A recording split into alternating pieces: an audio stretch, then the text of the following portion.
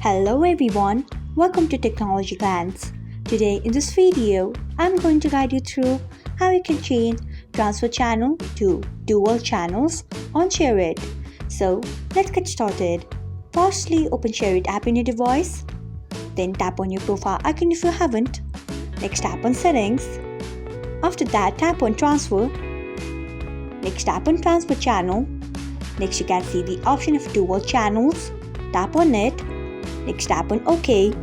So this is how you can change transfer channel to dual channels on Shareit. Thanks for watching. If you found this guide helpful, we would love it if you hit the thumbs up button below. We upload great new tech tutorials like this one every day, so do not forget to subscribe to our channel and hit the bell icon so that you will never miss another update.